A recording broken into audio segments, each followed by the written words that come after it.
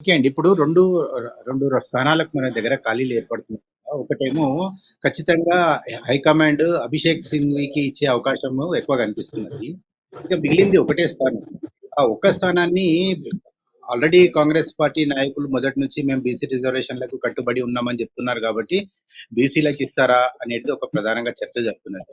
బీసీలైతే మళ్ళీ పోటీల్లో చాలా మంది ఉన్నారు. బి. హనుమంతరావు గారు, కేశవరావు గారు, మధ్య శ్రీగౌడ్ గారు వీళ్ళంతా ముందుకొస్తారు.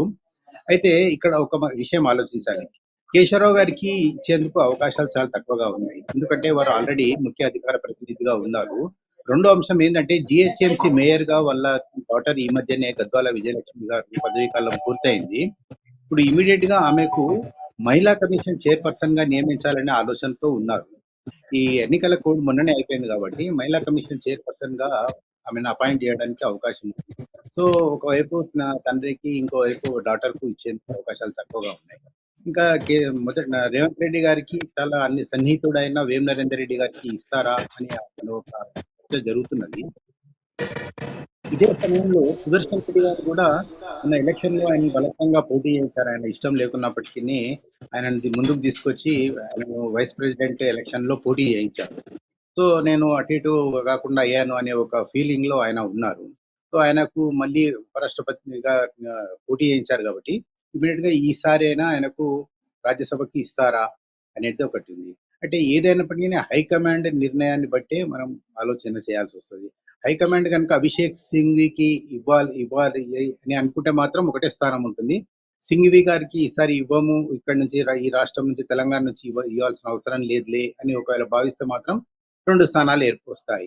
అప్పుడు 2 స్థానాల్లో ఒకటి రెడ్డికి, ఇంకొక స్థానము బీసీకి ఇచ్చేందుకు ఛాన్స్ ఉంటుంది అని నా అభిప్రాయం. మను సింఘ్విది రెన్యువల్ చేస్తారా?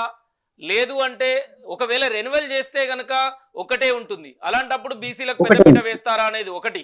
రెండోది అభిషేక్ అవునండి. మను సింఘ్వి తన విషయంలో మాత్రం ఆల్రెడీ ఒకసారి అవకాశం ఇచ్చారు. రాజస్థాన్‌కు చెందిన నాయకుడు. మరి రెండోసారి రెన్యువల్ చేస్తారా? తెలంగాణకు చెందిన నాయకులకే 2 సీట్లకు అవకాశం ఇస్తారా అనేది రెండోది. మూడోది బీఆర్ఎస్ పార్టీ బలం సరిపోతుందా? బీఆర్ఎస్ పార్టీ మేము కూడా రేసులో ఉన్నాము, ప్రయత్నం చేస్తాము. బీఆర్ఎస్ కు 37 అయితే 10 మంది ఫిరాయింపు ఎమ్మెల్యేలు 27కి వచ్చింది.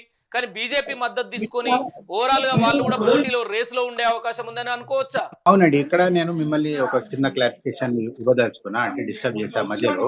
ఇక్కడ ప్రొసీజర్ ఏంది అంటే, నా మామూలుగా సింగిల్ ఓటు నా ఏదైతే Rajya Sabha voting percentage is different అన్నమాట. ఎక్కువ మెజారిటీ ఓట్స్ వీళ్ళకున్నాయి. కాంగ్రెస్ పార్టీకి మెజారిటీ ఓట్స్ ఉన్నాయి కాబట్టి, ఫస్ట్ ప్రయారిటీ ఓట్‌తోనే వాళ్ళు ఈజీగా 2 స్థానాలు గెలుచుకునే అవకాశం ఉంది. బీఆర్ఎస్‌కి దానికి తగిన విధంగా బలం లేదు అనేది ఇక్కడ స్పష్టంగా తెలుస్తుంది. ఇంకోటేందంటే మిత్రపక్షమైన మజ్లిస్ పార్టీ కూడా కాంగ్రెస్ పార్టీకే సపోర్ట్ చేస్తుంది కాబట్టి, ఫస్ట్ ప్రయారిటీ ఓట్స్‌తోనే 2 స్థానాలు చాలా సునాయాసంగా కాంగ్రెస్ గెలుచుకునే అవకాశం ఉంది. ఎట్టి పరిస్థితిలో కూడా బీఆర్ఎస్ గెలవడానికి ఛాన్స్ లేదు. కాబట్టి వాళ్ళు కూడా ఆ సాహసం చేస్తారని నేను అనుకోవడం లేదు. వాళ్ళేం పోటీలోకి రారనే అనుకుంటున్నాను. ఎందుకంటే మెజారిటీ క్లియర్ కట్‌గా ఉంది కాబట్టి. ఎమ్మెల్సీ అజారుద్దీన్ మంత్రి పదవికి ముంపు పొచ్చి ఉంది. ఎమ్మెల్సీకి ఏదైతే పదవి కాలం అని ఇచ్చిన గడువు 6 నెలల లోపు పూర్తి చేయాలి.